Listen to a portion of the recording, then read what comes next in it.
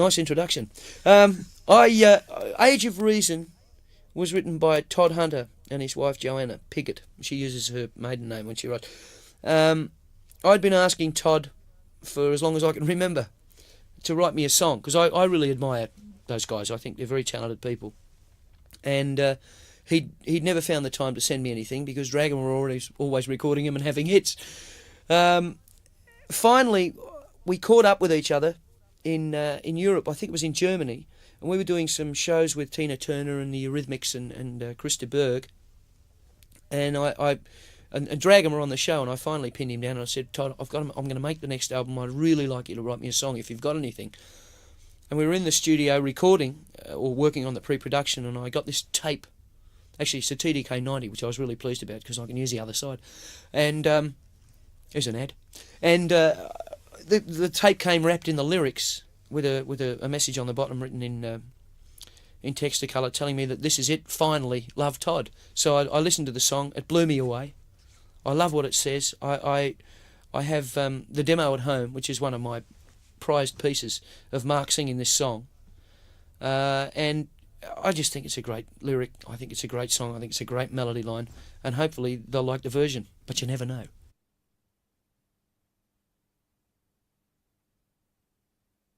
When the Eurythmics were out here, Dave Stewart was apparently nicely annoyed that Whispering Jack kept them out of the number one position.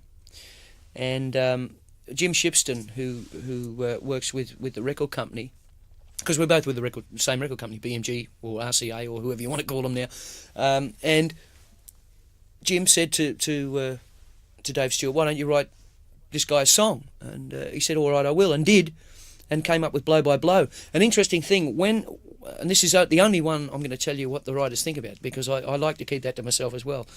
But when I finally chose all the songs and had recorded them, I asked the office at Wheatley's to telex all the publishers to talk to all the writers and ask them to send me a short synopsis of what the song was written about and why. And the Blow by Blow one came back, and it was written. The lyric was written during that earthquake that was in LA, you know, when it was on all the news, when the newsreaders were all panicking and climbing under desks and stuff, and that's where the lyric came from. That sort of spurred that lyric on. I thought it was an interesting concept. It's quite a different thing for me. I did four vocals on the track. I tried singing it in several different ways. The way I've sung it on this particular track, or this particular tape the take that we used, it's very straight for me, very, very straight indeed, but a different approach yet again, you know. Listen to the Wind. I'm a fan of John Stevens. I think he's a great singer. I enjoy the energy he uses when he performs, and I never expected a song from these guys, Brent Thomas and John Stevens, and the song took me immediately. The lyric is kind of maudlin in its way, but I think it's very interesting, and I enjoyed singing the song. And I said, just as a gag actually, to Ross Fraser, my producer, when we were doing the thing, why don't we try and get John Stevens in to see if he'd like to sing on the song? And somebody gave him a call, and he came down, and he's in there. And it was a lot of fun working with him. He's a great guy and a nice singer. Did it take a long time?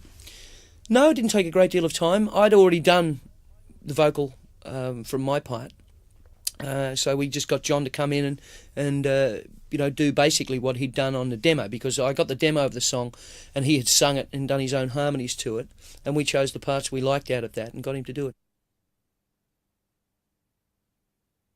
Two Strong Hearts. I guess this is the poppiest piece on the album. It's pretty soft, this one. It just struck me. I liked the chorus, the way it goes across the beat, and it appealed to me. And it's sort of like, I guess, it deserves a place on the album purely because it sort of works for me. You know, it's a bit of fun, and it's good fun. At one stage, they were talking about this song being the single, and I must admit, I'm very glad that it didn't become the single, because I don't think it's indicative of what the album is. I thought in 3 albums it's as close as you've come to the old John Farnham. Well, that's an interesting comment. I never thought of it that way. But then again, I guess there are a lot of people out there who don't really know the old John Farnham. Maybe that's good or bad, I don't know. I'm going to have to let other people judge that. Burn Down the Night, I like this song very much. This let me have a fly, you know, I could have a play with this one. Bit of R&B, and I enjoy this sort of stuff. And it's once again a bit of fun for the album. It's not a world-beating lyric or anything like that. I think it has something to say, but you know, it's not deep and dark and meaningful. It's just fairly commercial, and I think it works. It's indicative of a live sound that you've got on this album. Yes, there's definitely that. I've had a bee in my bonnet for many years. I was over at a friend's place about 10 years ago, and one night we were sitting around having a drink, and he played me Ry Cooder's version of Down in the Boondocks, which really took me. I'd never heard that version before. This is many years ago, 10 years at least. And I really liked the way it was attacked and the way that the backing vocals were used in it. And I'd had that idea to do something like that for a long time. You know, to get some male voices singing down there, boom, down the night. And I think it works for the track. I really enjoy singing that one. It's fun.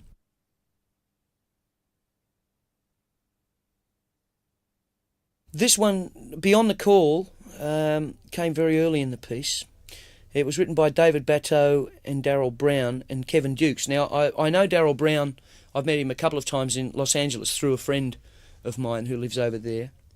And David Batteau I've never met, but I have spoken briefly to on the phone. Kevin Dukes, don't know him from a bar of soap. But interesting thing, when we were in the studio recording the album, Martha Davis was out here doing a promotional tour, and she had come in, or she came. Hang on, did she had come or did she came? I can't remember, but she was in Australia doing a promotional tour, and she dropped into the studio. David Batteau, who she writes with, had talked to her and said, go and see Farnham, he's recording one of our songs and say hello. And she came in the studio, and she was lovely. I didn't get a chance to play her the song, but this one I thought was the closest thing to You're the Voice, and I very nearly didn't record it for that reason. It expresses a similar sort of philosophical thing, doesn't it? Yeah, I think it's basically the same sentiment. And there was a lot of talk while we were, you know, putting the thing together and trying to piece the thing together as to which way we would go with it. There was a lot of talk about this one being the single as well. But once again, I must say that I'm glad that didn't happen. I think I'd be one of Ross Wilson's biggest fans. I absolutely admire the guy. I love his work. And We No Angels was on Chemistry, I think. And I must admit to not knowing the song particularly well before the song was sent to me. And I'd talked to Ross, obviously, about trying to write me a song for this album. And he never came up with anything that he wanted to give me. And I finally got this particular lyric in a tape in the mail from Ross, saying that he feels it's one of the best songs he's ever written, if not the best song he's ever written. And I've got to say I agree with him. It's a fantastic lyric and a great song. Don't Tell Me It Can't Be Done. Chris Thompson and Andy Quanto co-wrote You're the Voice with Keith Reid. And I got a lot of songs from these guys. And this particular song and the other one that they wrote together came very, very early in the piece. And we were pretty well committed to them at that stage. I like what they say. I think you know, they're fairly strong songs. And they're in there, they have a bit of difference to them. Once again, Chris Thompson and Keith Reid and a fellow named Lieber, must be German. I don't know terribly much about this song. This was one that came in a bunch of stuff from Chris, and it just struck me, and we decided to put it on the album.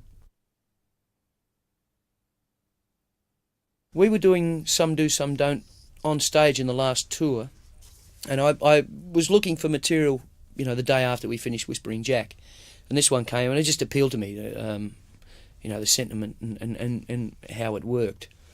And we worked it up for the album and worked it out. And it's come up quite significantly different from the way we did it on stage. And we have James Morrison doing the trumpet solo on it. James is amazing. I mean, he's one of the world's best jazz musicians. And he'd come into the studio. I asked him to do it, and he'd come into the studio the next day, and had been awake for 24 hours. He's a bit of a rager, the old James. You could probably call him Jim, actually. But he's a bit of a rager, and he came in, hadn't had any sleep, and blew 6 trumpet solos that we were hard-pressed to choose one of. Which one was which way do we go here? They were all sensational. And I have, of course, all the offcuts. It's great. Was this the only song you road tested between the albums? Yeah, this is the only song I road tested. Yeah. Apart from the bonus tracks on the CD, this was the only one that I got to spend any time with on the road. We basically chose the stuff on the album as we were in there working on the stuff that we already had. And did that change it a lot, the fact that you'd performed it so often before?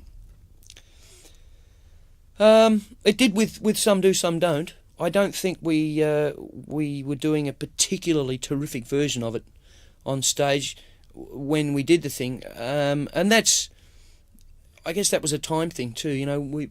We'd been in the rehearsal studios for quite some time, and then I said, okay, well, now that we've got the album down and the show down, what we're going to play, let's try and get a couple of new things in. And we sort of stuck this on the end and did it fairly quickly. It settled, and it did start to sit, but I think having the knowledge of the song gave us a lot more freedom with it. Yeah, I guess it did change it when you really come down to think about it. We knew the song back to front and inside out and upside down. We could have played it backwards, but I still would have forgotten the words. So yeah, it did, and familiarity didn't breed contempt with this song. Familiarity just made it, I think, better. And there must have been something about it that appealed to you instantly to put it into the live. Oh, definitely. I like the chorus very much, and Vanetta came up with the idea of the backing vocal. We were in there, and I'd already set sort of what I wanted to hear, which basically ran with the vocal. Some do, some don't, and Netta came up with this terrific thing of bouncing the thing in the left and right channels, and I think it really works.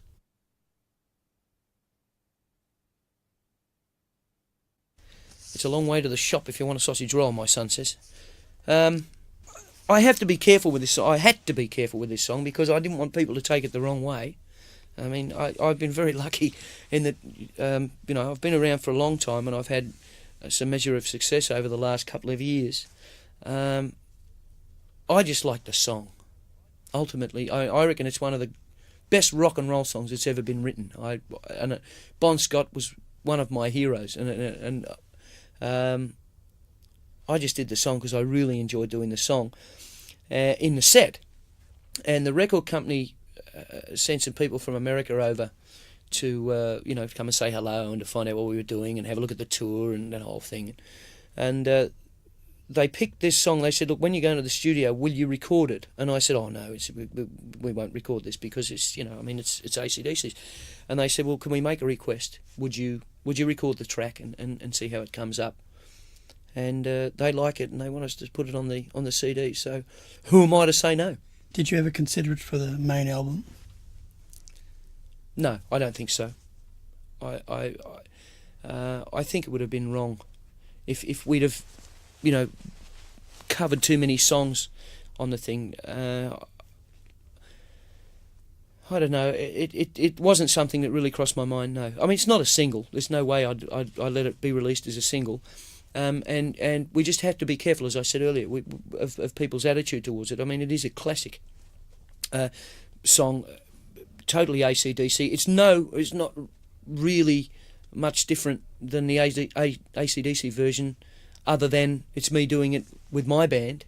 Help, on the other hand, was totally different to the way that the Beatles did it, but this isn't that much different. So I don't think it would have had a place really on the album. Maybe in America because people don't know the song there, so consequently it might make it there. I don't know yet.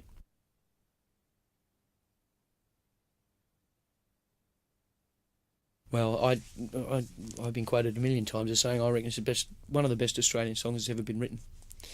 And this will be the second time I've recorded it.